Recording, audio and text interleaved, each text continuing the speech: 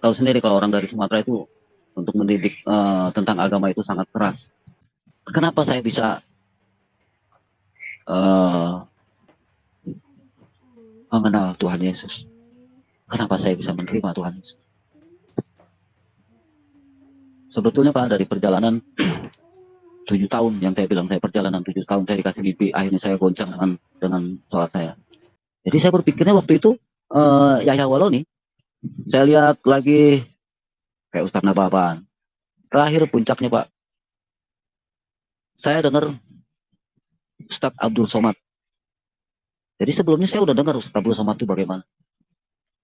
Saya dengar Ustadz Abdul Somad itu yang ceramahnya ceritanya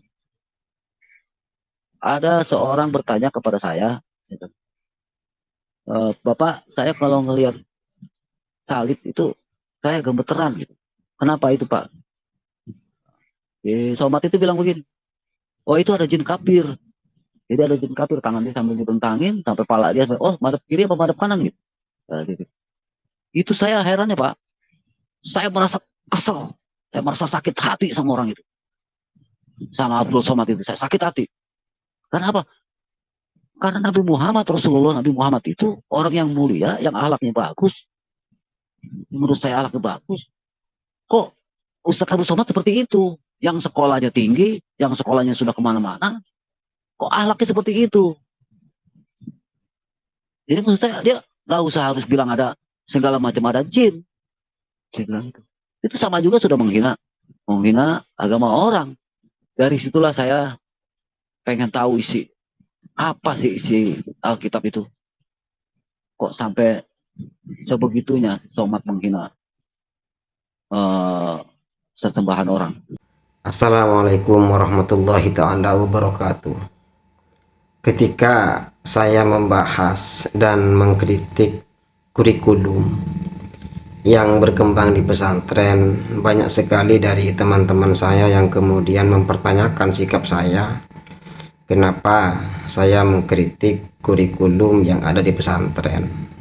Jawabannya adalah ada pada cuplikan video di awal tadi, bahwa ada orang Islam yang kemudian murtad dari agama Islam karena mereka menganggap bahwa Islam itu adalah agama yang keras, agama yang radikal, agama yang penuh dengan kekerasan. Mereka murtad karena mereka beranggapan bahwa Islam itu adalah basic dari semua kekerasan, basic dari semua ketidakadilan, basic dari semua gerakan-gerakan teror. Itulah alasan kenapa kemudian saya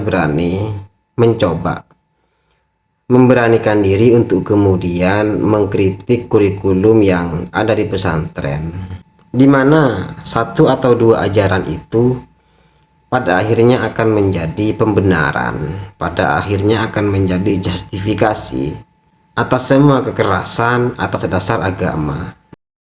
Jadi sebenarnya saya hanya ingin menghapus mata rantai kekerasan yang dilakukan atas dasar agama dengan cara mengkritik seluruh ajaran yang ajaran itu berpotensi untuk kemudian menjadi landasan bagi umat Islam untuk memahami Islam secara keras, untuk mempraktikkan Islam secara keras, hingga pada akhirnya ada satu atau dua umat Islam yang kemudian menyadari bahwa Islam adalah agama kekerasan sehingga mereka murtad daripada Islam. Kalau kita memperhatikan alasan umum dari orang pindah agama, itu ada alasan paling umum yang bisa kita temukan. Kalau orang Kristen pindah ke agama Islam, alasan yang paling umum kita temukan adalah landasan teologis, alasan ketuhanan, yang menganggap bahwa konsep ketuhanan di dalam agama Kristen tidak rasional, tidak bisa diterima secara akal sehat, yang berbeda dengan konsep ketuhanan yang ada di dalam Islam.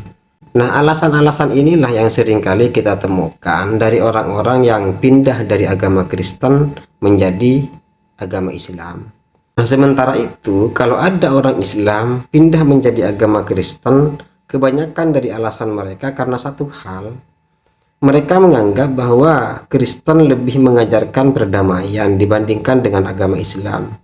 Agama Islam dianggap sebagai agama yang penuh dengan kekerasan, berbeda dengan agama Kristen yang mereka pahami sebagai agama kasih terhadap sesama. Jadi alasan kenapa kemudian saya berani mengkritik kurikulum yang ada di pesantren, salah satu tujuannya adalah untuk menghapus berbagai alasan dari orang-orang yang pindah dari Islam menjadi penganut agama Kristen.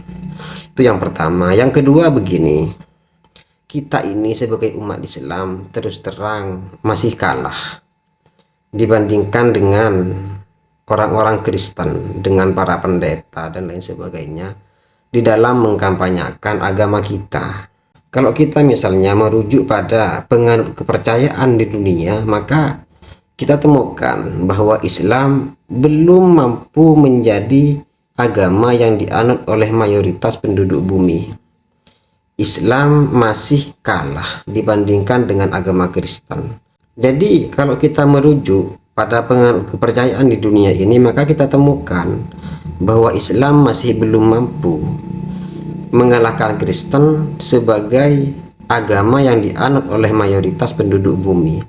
Bahkan mungkin sekarang ini Islam kalah dibandingkan dengan ateis dan Kristen.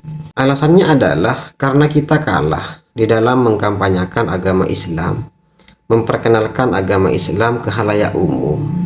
Para pemuka agama Kristen mengkampanyekan Kristen sebagai agama kasih, sementara orang-orang Islam mengkampanyekan agama Islam dengan penuh keras, dengan emosi, dengan caci maki.